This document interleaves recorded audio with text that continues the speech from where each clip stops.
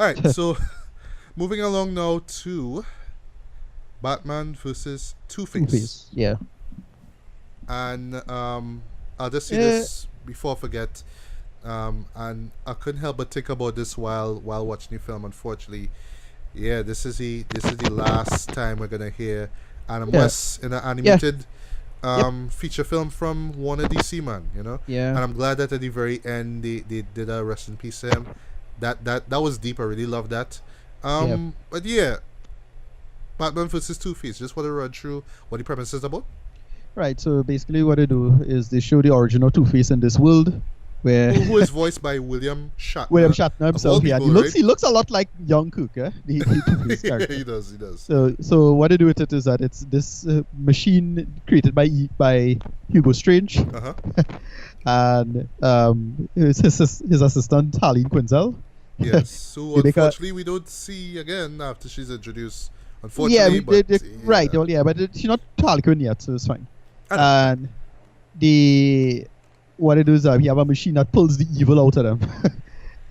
Pulls the evil out of the bad guys. So they strap up a bunch of the main bad guys, as Joker, Riddler, Penguin, and who else, boy? Can't remember. Egghead. Egghead, yeah. Not King And then- Tut. There was somebody else. I forget. Mr. Freeze was there. But right, Yeah. right. And But basically, the villains who were in Return The of last the Cape, Return of the Cape Crusader. Sorry. Right.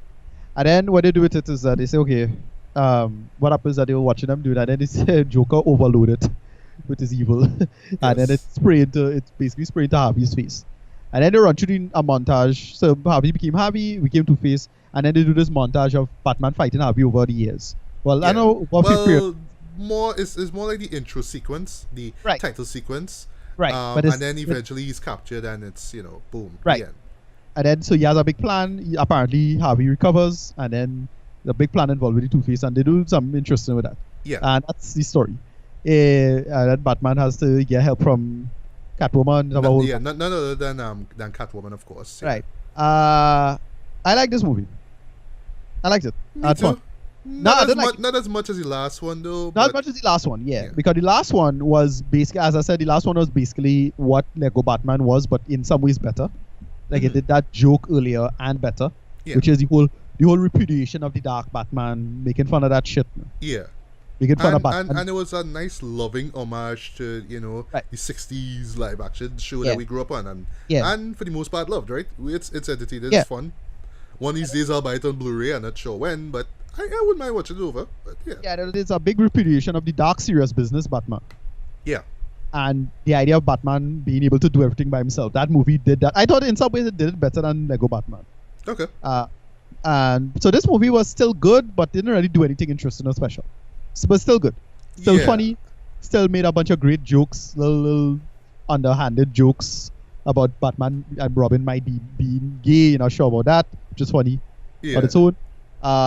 They do what they did? So you know that famous internet meme where Batman is slap Robin? Yes. Right. They did that in this- Oh my Yeah. goodness, that what Yeah. it was. Yeah. And the whole of that stuff is like, Yeah. pow! Yeah. I'm like, Jesus Christ, why didn't I pick up on that? Yeah. Wow. I picked up on that one time. That was hilarious to me. Yeah, they just did a bunch of great jokes and I enjoyed this one. Yeah. I had fun with it. Good voice acting. Really well made. It's good animation, I thought. Yes. Very, very conscientious. Just overall good sound design. Just everything overall, and then decent enough plot, especially involving Catwoman. Yeah. Coming down to the end there. And it was great. Loved Right. it. Yeah. No, for me though, with comparing it to Return of the Cape Crusaders, I felt that this one had more of a story, where the Right. first one was more like, remember how silly the live action TV show was? Let's Right. play off of that, but let's try to tell a story underneath all of that kind of stuff. Here they do tell a story. I did feel that the first act kind of dragged a bit because, once Harvey is reformed, he gets that skin graft on his face and he's goes back out into society. You're kind of wondering, okay, when is he coming? When's he coming? There's this whole little subplot thing involving King Tut, and you're like, all right, again, the whole theme of duality here, but when's he They coming? keep going with that. Yeah. But then as soon as Two-Face came, that's when the show picked up for me. I just kept going for me. It does do the whole sequel itis thing a bit, where you have to go a little bit darker. I felt that it was a little bit darker than the last film. It kind of took itself a little seriously. It was a little bit more violent than the last one, but by Batman standards, animated standards, it was a little bit more violent. Not that it's a bad thing, of course. Right. Because look at the title, Batman versus Two-Face. You want to see them duke it out, and they do. But compared to the last film, which was more like comedic and tongue-in-cheek, this one felt a little bit darker. Like it was really trying to be something. Like we was really trying to tell a story within the whole gags and hey, remember this from that episode kind of thing. So I give them credit for that. The voice acting was great. Adam West, Burt Ward, they do their they do a great job. Julie Newmar as well was decent as Catwoman. They do work in her character into it. It didn't feel shoehorned, fortunately. And they do play off the whole sex appeal of Catwoman again. Whatever. William Shatner as Two-Face though. He did a great job here, man. I mean, he was solid. He was solid. Even when he did the Two-Face voice, I thought I was like, oh, okay. Right, yeah. I thought that bit was great. That was dope. But yeah, like I said, what it did just you took a little while to start. Yeah, but this one was much sillier. Because they had like a bunch of like great little dumb things. Like the part of the Two-Face gas cracked me up where the gas was affecting everybody, including the characters on the movie screen. Yeah. So dumb. Yeah. And the whole Batman Robin rectified that though with the anti-gas. Right, and then the other thing is Two-Face outfit changing while he changing. Yeah. It's so stupid. Yeah. All these little things, little tongue-in-cheek things that worked, I think, overall. Another thing though that didn't feel shoehorned, but it felt almost as if they kind of didn't know what to do with them. Right. Were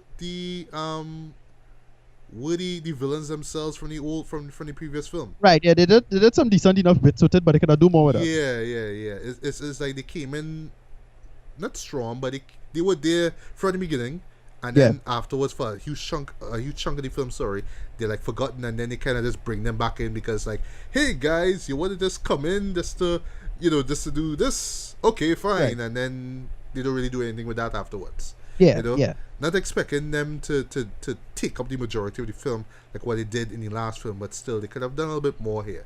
Maybe done some kind of specific task to help Two-Face, similar to like what King Tut did. Maybe that would have helped.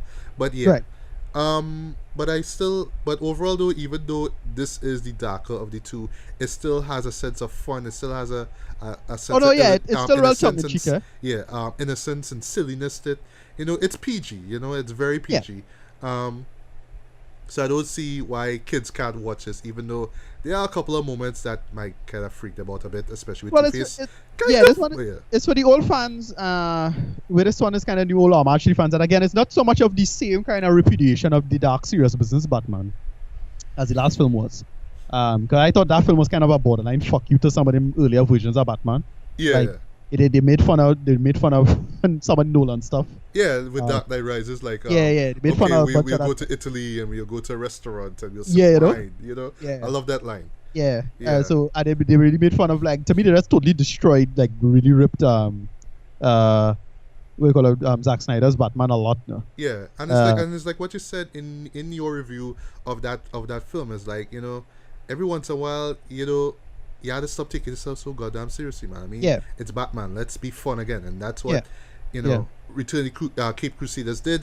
And here they did it too, even though, like I said, because it's a sequel, they had to be darker than. Because and that's my thing with animation as well, because like right after Dark Knight came out, a lot of people had a kind of a problem with it. Like I absolutely hate the Batman fandom, especially that serious business. All these idiots who like to tell you Batman could do anything with enough prep time, and he's the smartest this, and he's so this, and that's just so obnoxious. Right. But so stuff like Brave and the Bold, great, love it. Yeah. Love Brave and the Bold.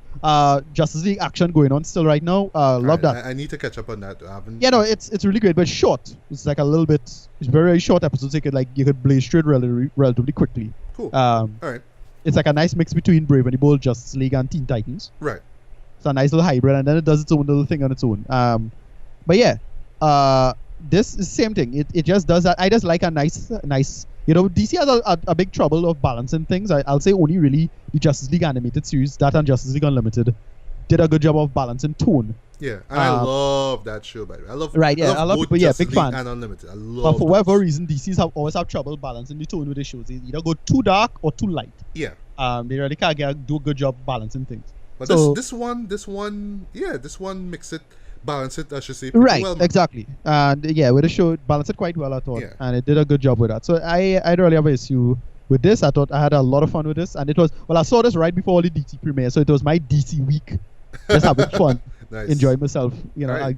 Just as, I'm glad that I'm enjoying DC, except for the fucking movies, these garbage movies that they can't get right. Yeah. Whatever. Except for Wonder Woman, that was fine. Yeah, that was fine.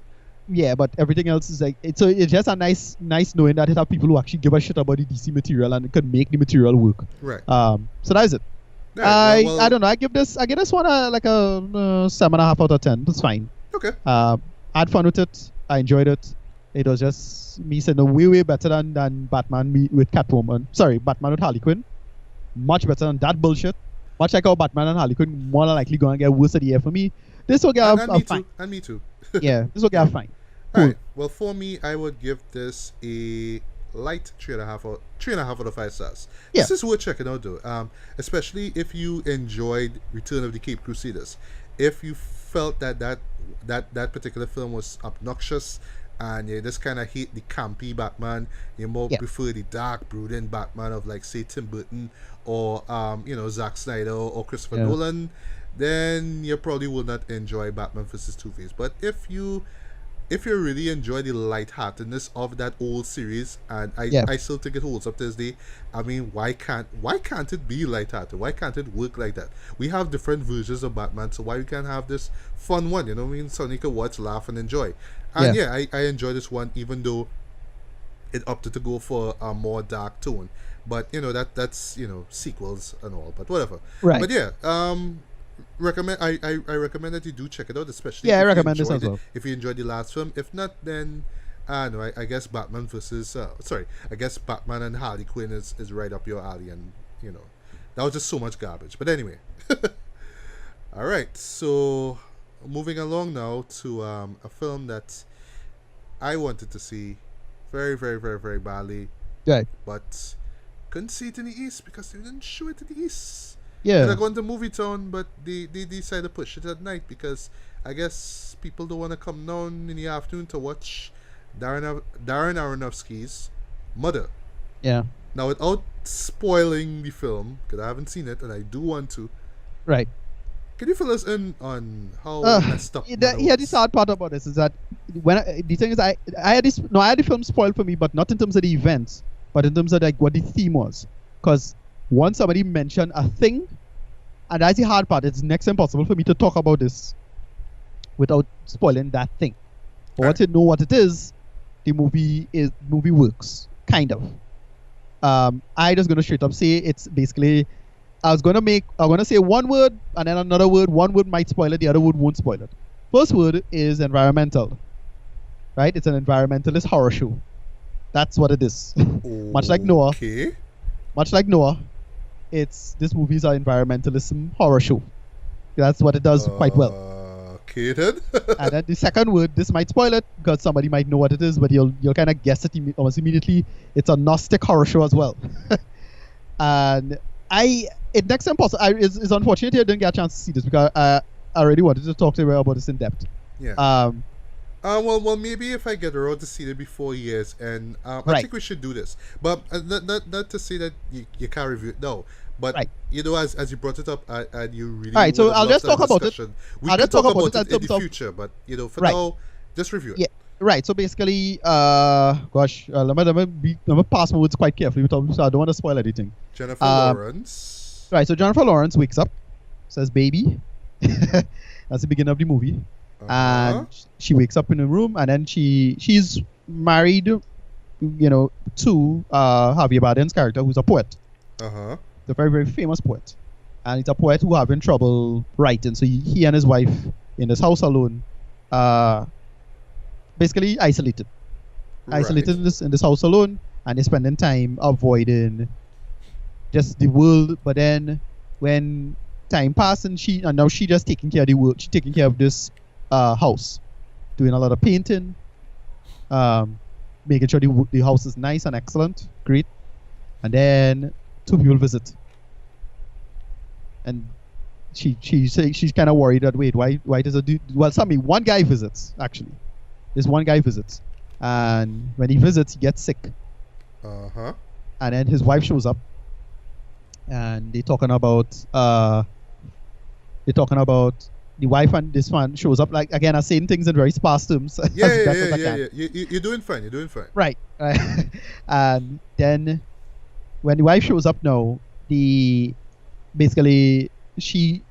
Lawrence hates the fact that these two people show up because they're supposed to be alone. Uh-huh. They're supposed to be alone, and then when the wife shows up, time passes, they stay the night, and then apparently their two sons show up. And then this is when the story started to go crazy. So these two sons started having a big argument about the family inheritance, and they went to the lawyer about the family. And this is this big argument that Jennifer Lawrence wants to get them out of the house, but they won't leave.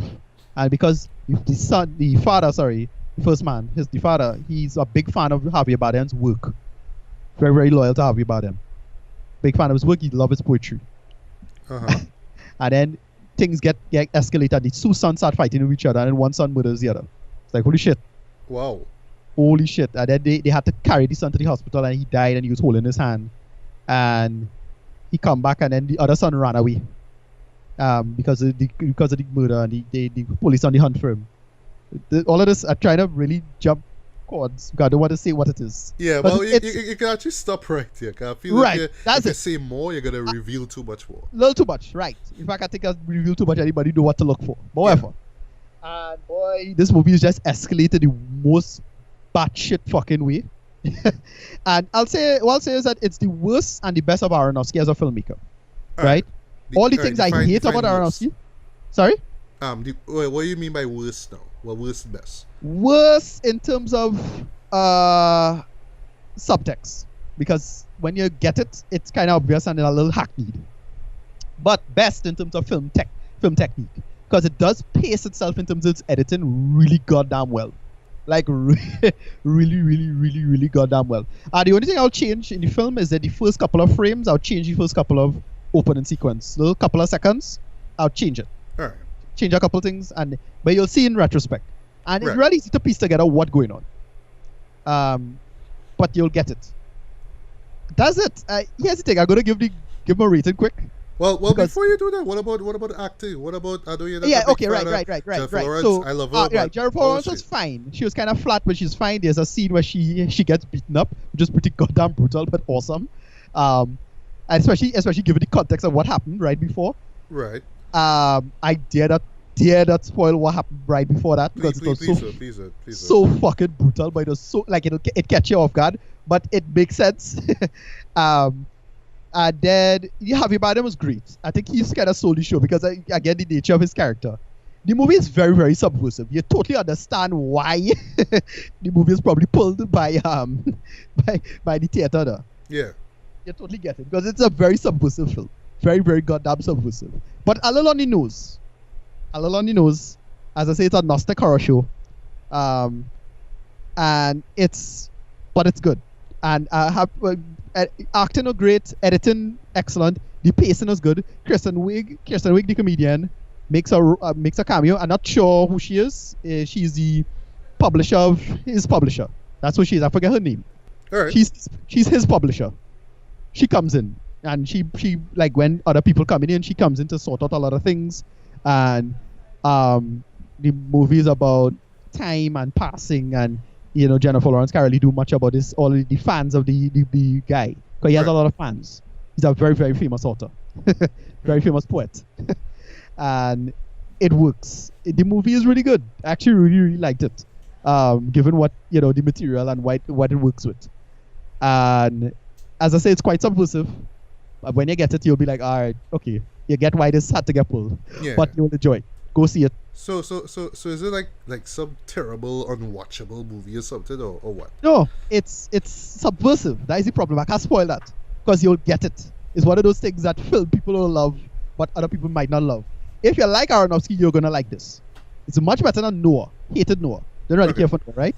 Well, I kind of got what he was getting at with Noah, but it's almost like, yeah, why go through all this trouble then? Yeah, a lot of Noah didn't work. This work. This is like in terms of like what you wanted to do and the ideas of it. This worked better than Noah, right? As a film. Before you get to rate it though, would you put this in your top 10 list, or is it just? It might make the top 10 list. It may, because it's quite well given. I had to see a bunch of other movies, but definitely gonna get an honorable mention at least. All right. Because it had to get mentioned, but it might make the top 10 list. I'm not sure. But I have so many movies to see for the year still. We only have like what 2.5 months, so right, exactly. But I expect to get to see a bunch of movies. I have a bunch of movies just in my watching list that I ain't got a chance to see. Yeah. And there's a bunch of shit that I hopefully will get to see by the second half of December. There's always get a bunch of shit there. And then I get what you call it, the voodoo links now. So all those is be reasonably accessible without being pirate. Well, at least on the edge of piracy, as they say. Yeah.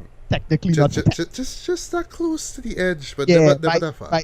Operating by the letter of the law, as they say.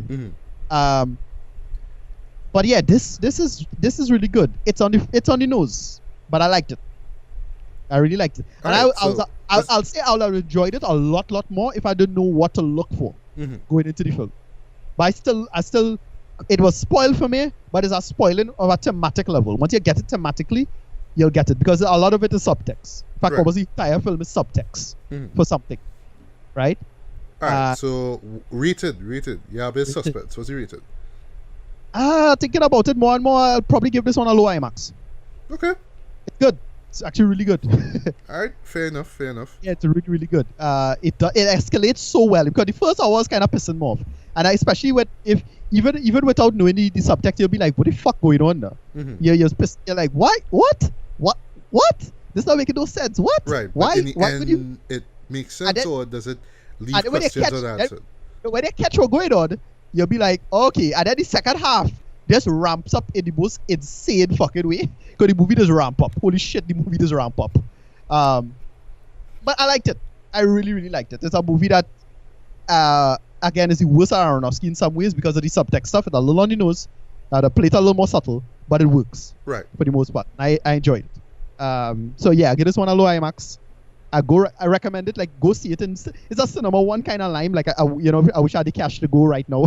Yeah. Just go out, watch it, and then have a bunch of food and a beer, and see it on a relatively small screen. And that's like the perfect way to see it. Right. Not a big IMAX booming screen. Nice for your blockbuster Fast and Furious bullshit, right? This one is a film. It's a filmmaker's film. That kind of thing. Oh, my type of film. I love those type of films. Yeah, I love it. And I thought I enjoyed the movie, and I do recommend you go see it. Go see it in Movie Town. If you have the cash, go see it in the VIP section. I'll try.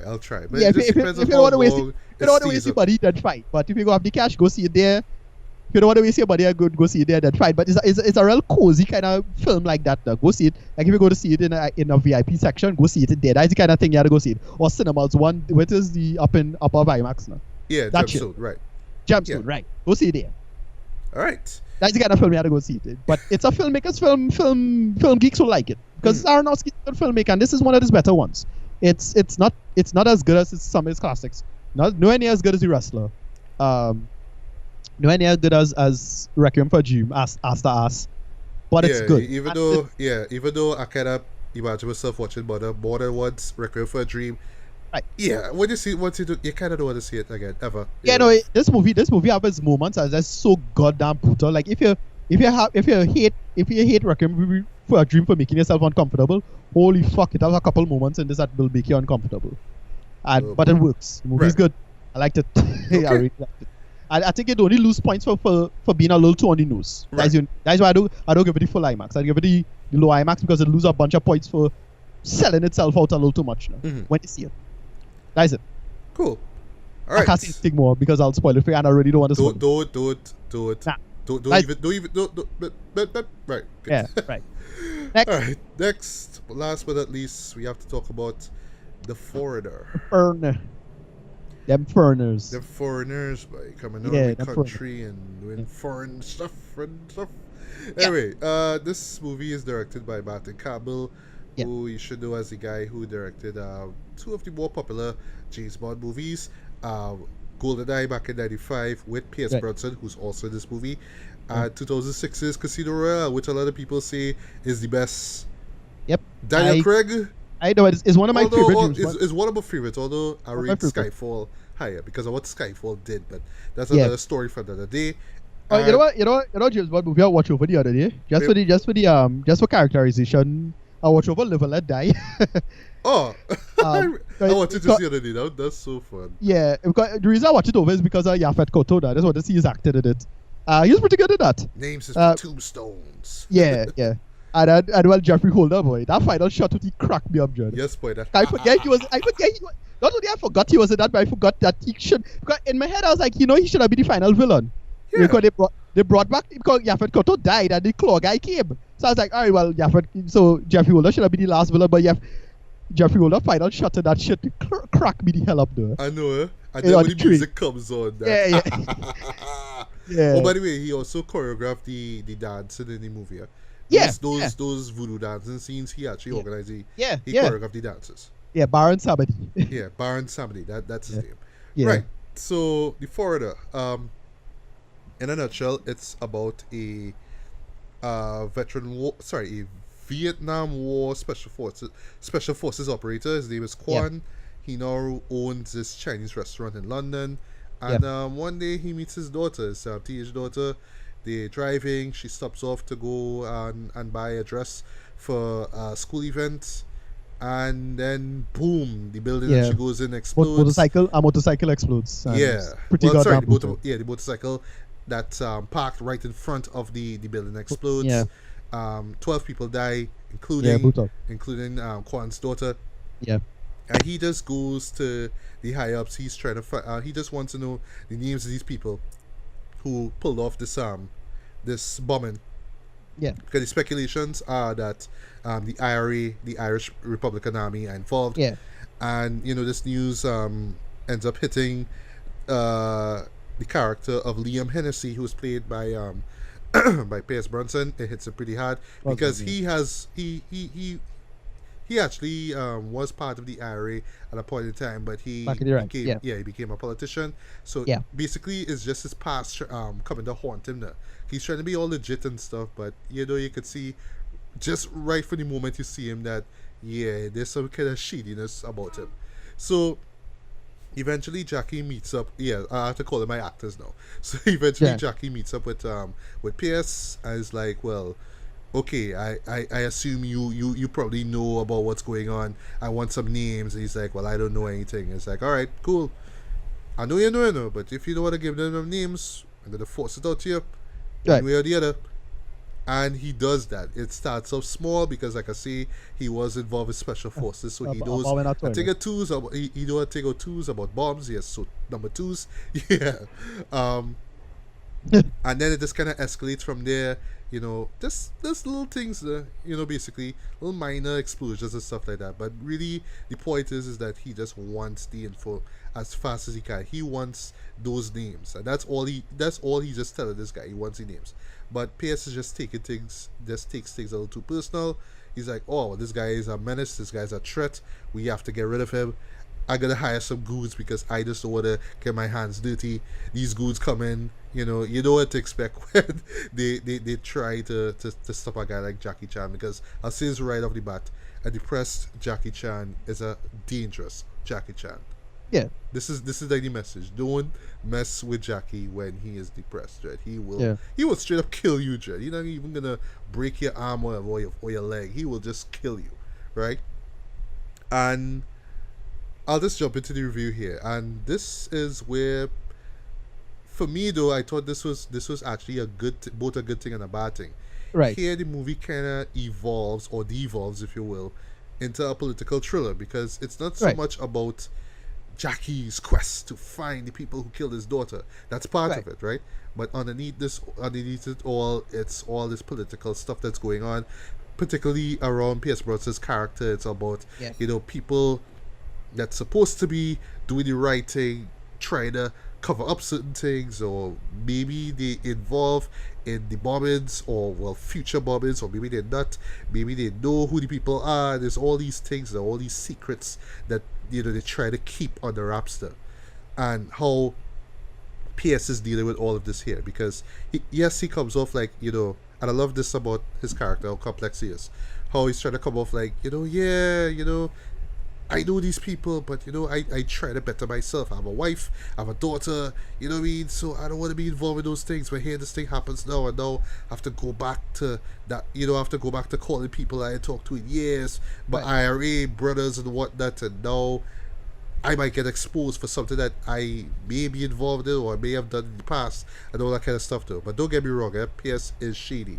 But in no way would I say he's like a true villain. He's more like, I don't say an anti-hero, but I don't want to call him a villain either. He's just somewhere in the middle there. But we do have this story here with Jackie, which isn't in the forefront as much as the trailers might give it away. But still, I felt that with what he's given here, I thought that Jackie Chan was excellent here. I really like. I don't see much dramatic roles from Jackie, and seeing this here was like a breath of fresh air. All that I would say is because he's getting older, he can actually afford to do roles such as this. He isn't given much dialogue, but what he does with his face, yeah, he does that scowling face a little one too many times, but you do buy into it. You do feel like this is a person who, as he says in the film, has lost everything. He has nothing. He has no family anymore, and now that he has nothing, there's nothing for him to lose. So he could go out of his way to find these people and kill these people for what they did to his daughter. You know what I mean?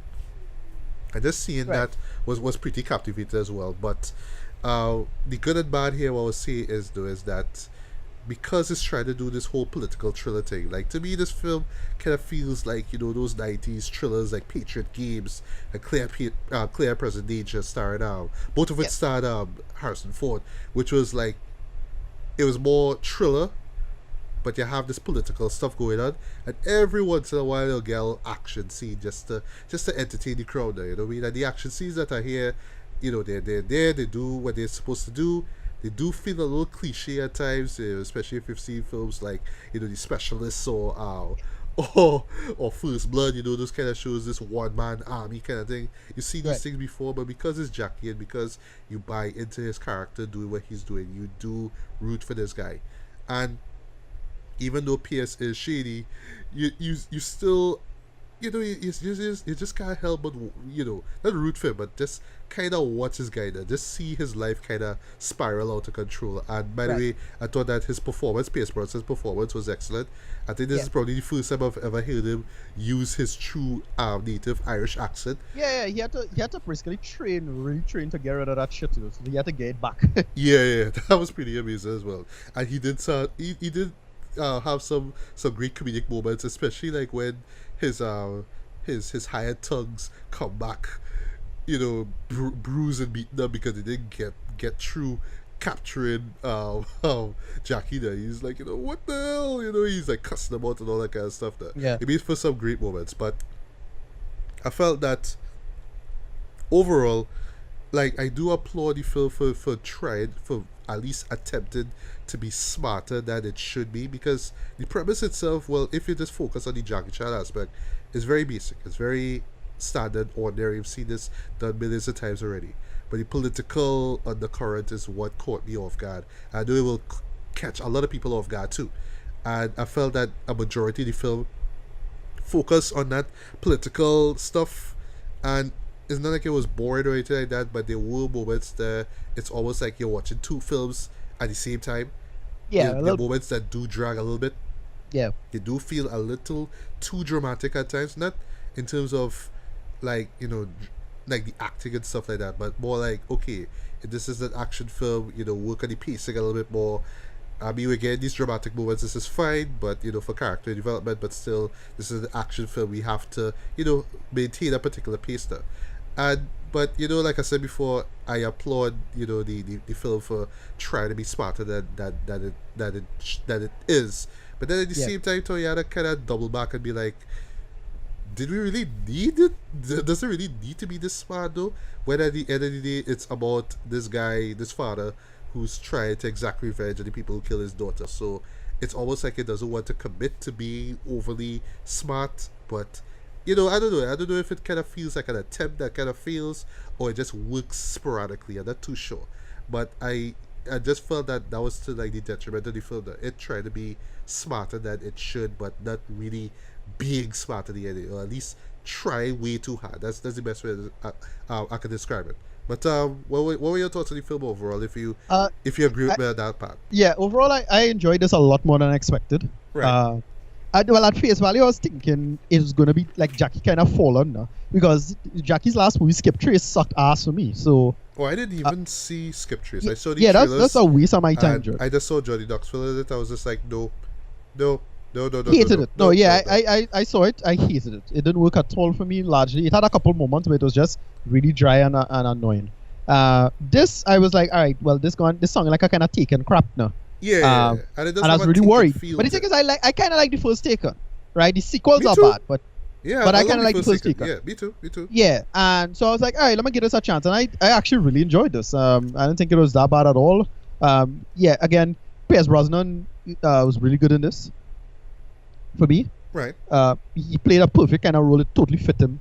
The idea of this old Irish guy, Irish IRA member, and he kind of trying to sweep a lot of that under the rug, but Yeah, because of he Jack, just try to keep his hands clean. Right. Every moment, right. right, and they make it, and there's every time he try to clean things up, it get worse for him, that kind of stuff, and Yeah, that worked. and how it gets worse too is like, Right. like wow, boy. And then Jeez, the thing is when the one thing I was worried about was Jackie being too old for the role.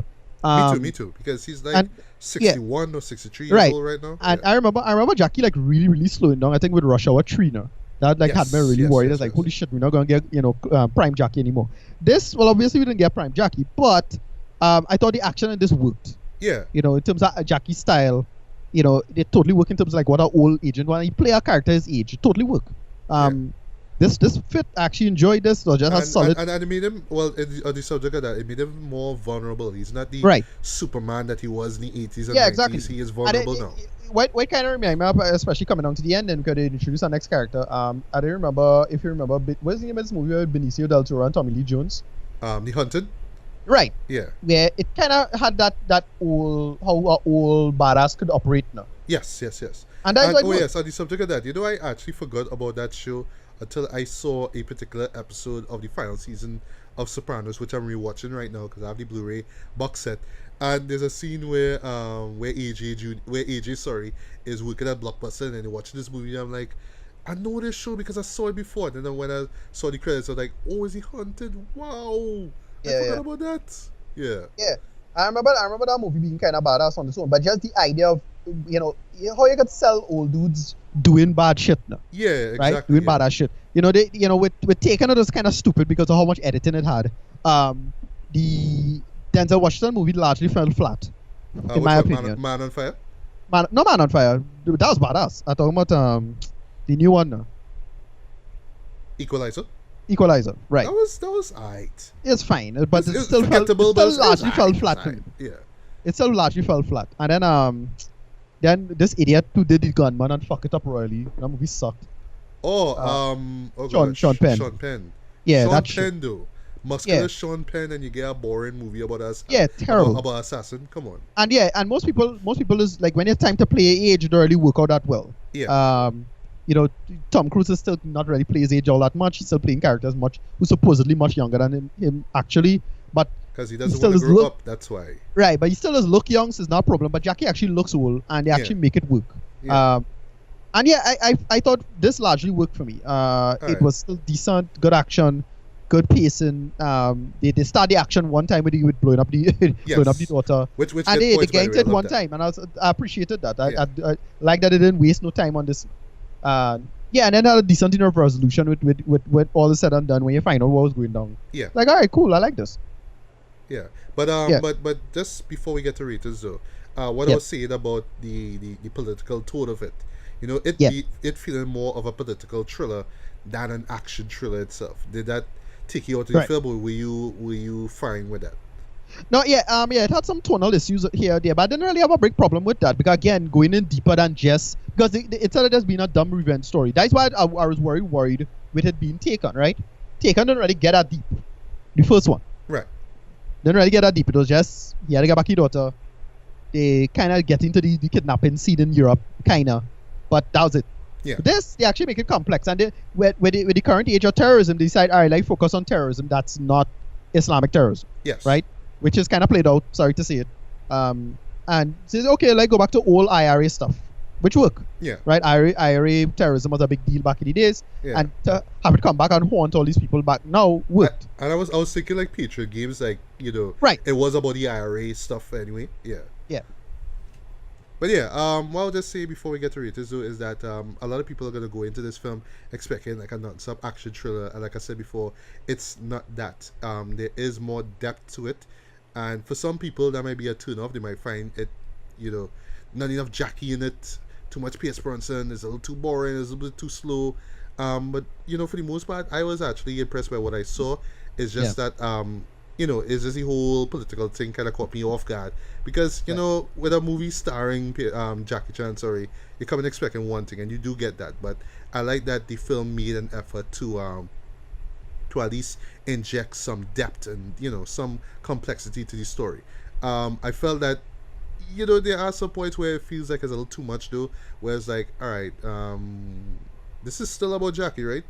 Yeah. Is it about him taking revenge, or is it about Pierce Brosnan and, you know, the skeletons in his closet? What is it about, you know? So oftentimes, you know, those two tones kind of clash a bit, but it always kind of comes back on point and, you know, gets the story flowing. So I'll give credit to that. It's not a masterpiece. It's not groundbreaking in terms of action thrillers, but in terms of showing Jackie Chan, you know, just him being a great actor, not just physically. And of course, Pierce Brosnan showing that there's more to him than just looks and just, oh, well, I was James Bond at a point in time, you know. There's more to him than that. So, yeah. I mean, it's not the best show out there, but this one surprised me. This one was enjoyable. Yeah. So, rating-wise, I would give this a strong 3.5 out of 5 stars. This is one you should check out, especially on the big screen. Give it a look. Yeah. Just don't go in expecting some kind of non-stop action ride, and don't go in expecting Liam Neeson and Taken or the Taken sequels again. This is Jackie Chan scowling, being depressed, and exacting revenge in a way that only Jackie Chan in his 60s could pull it off, you know what I mean? Yeah. And Pierce Brosnan being like R. Kelly and trying to keep his stuff in the closet and just wanting this piled up and just all the craziness that happens. But, you know, those two stories just kind of meshed together. They work, and they were, you know, overall came up to this thoroughly entertaining film. So by all means, check it out. So what rating would you give? I get this one a low movie tone. This was solid business. Actually, I had a lot of fun with this. Again, mostly because I was expecting it to be much worse. And no, I actually ended up getting a solid outing from this one. I was like, all right, cool. I enjoyed this. Actually enjoyed it. Wow. It wasn't special. It wasn't magnificent. But it was still solid. And I think, well, big bias because I'm a huge fan of Jackie Chan. I really don't want to see him go down with this bullshit now, in this direction. Yeah.